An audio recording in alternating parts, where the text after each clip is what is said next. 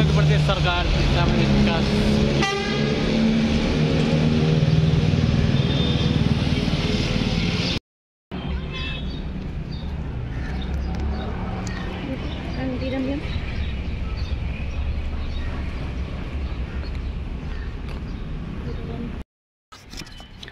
प्रदेश संग्रहालय पोखरा गण्डकी प्रदेशमा छौँ हामी चाहिँ अहिले।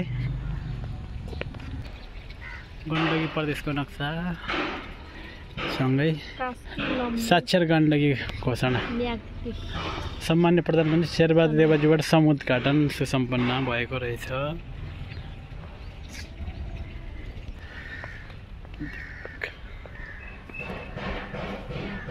पुरानो डिजाइनको यहाँ ढुङ्गाले छाएको घर रहेछ है।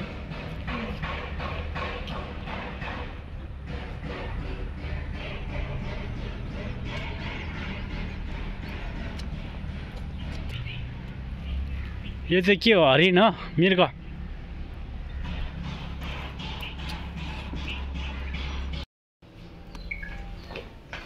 पहिलो प्रदर्शनी कक्ष, फर्स्ट ग्यालरी, प्रदेश संग्रहालय गण्डकी पोखरा परिचय रहेछ यहाँ चाहिँ।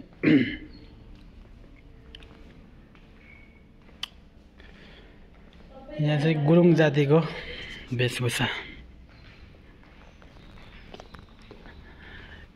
यो चाहिँ थारू जातिको वेशभूषा, नेवारी जातिको वेशभूषा, मगर जातिको वेशभूषा। यो चाहिँ ग्यालरी छ यहाँ। यो चाहिँ रवैया बालाका प्रकारहरू, खदुवा र खोक्रो ठोक्कु माला हेर्न सक्नुहुन्छ तपाईँहरूले पनि। सादीबाट निर्मित दानायुक्त बाला। यस्तो चिजहरू चाहिँ रहेछ यहाँ गण्डकी प्रदेशको प्रदेश सङ्ग्रहालयमा। के हामी यता अर्को ठाउँमा जाँदैछौँ। अर्को कक्षाभित्र जाँदैछौँ। क्षेत्रीय सङ्ग्रहालय नयाँ बजार पोखरा मुस्ताङ ग्यालरी भवनको कुरा छ। यसमा दालजीबाट सम्मान भयो। कस्तो डरै लाग्दो। मुस्ताङ पुरातात्विक कक्षा होइन, डु नट टच भनेको छ। यो चाहिँ अब पुराना भाँडाकुँडाहरू। यो चाहिँ जीवाशेष ढुङ्गा। ढुङ्गाको चाहिँ यो घरायसी प्रयोजनका ढुङ्गाको विभिन्न सामग्रीहरू, ढिकी जाँतोहरू होइन, अक्खलहरू, सिलौटाहरू त्यसले सिक्की डाइस। यो चाहिँ ट्रेडिसनल किचन। यो चाहिँ थकाली भन्छ होइन, थकाली भाँडामा प्रयोग हुने सामानहरू है। अरू त्यस्तो यतातिर यो सिङ्गल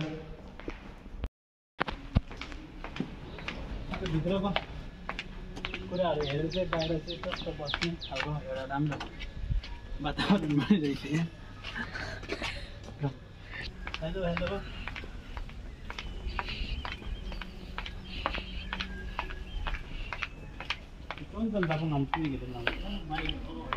वाओ वाओ, हामी वास्तविक ठाउँमा घर आउँदैछौँ। यो चाहिँ पुरै तामाङको घर जस्तो लाग्यो मलाई त होइन। कडाई हनी हन्टिङ ल हेर्नु त के हो यो? मैले देखेकै भेटेन। यसको बारेमा चाहिँ तपाईँहरूलाई थाहा छ भने मलाई पनि जानकारी दिनु। किप साइलेन्स भन्ने ओ माइ गॉड, यो पुरानो पानी हालेको भगवान्ले भन्नुहुन्छ गोल वा बाटोले गर्दा पनि यहाँ फेरि सबै देखाउनु। हो मजाले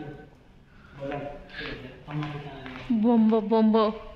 यता हाम्रो ताम्बा तम्बु जाति भन्ने तम्बु भनेको नेपाली जाति। तमुलाई नेपाली भाषामा गुरुङ भनिन्छ गण्डकी क्षेत्रमा। तमु तमु जाति भएको थियो। बोलपो त्यो बोलपो के छ?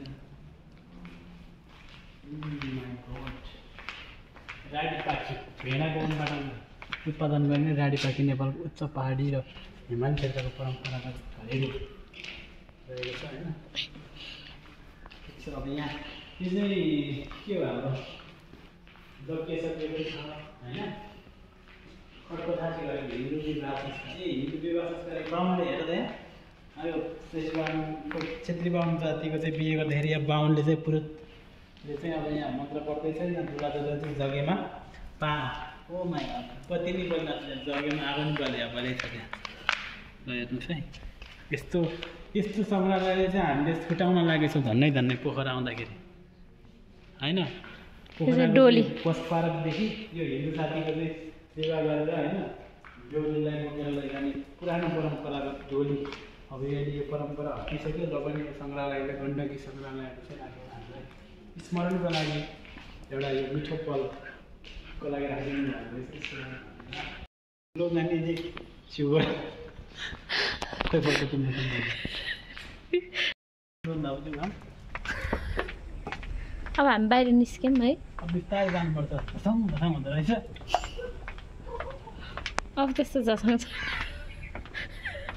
जाऊँ न, डराउनु पर्दैन। बन्दुक ढाल यो चाहिँ हाम्रो शिकार गर्न प्रयोग गरिने औजार रहेछ।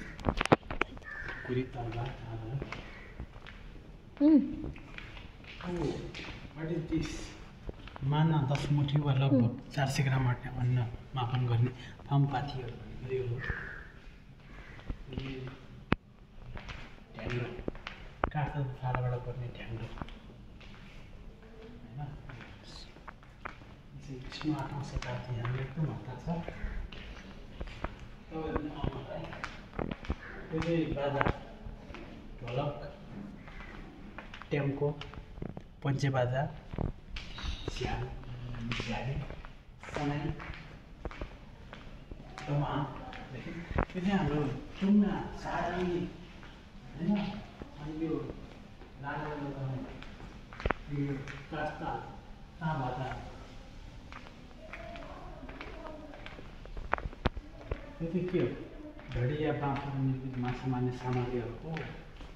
माछा मार्ने सामग्रीहरू रहेछ। यता छ हाम्रो हेर्नुहोस् तपाईँहरू पनि हेर्नु गाग्रीको मुख यताउता सबै यहाँ छ।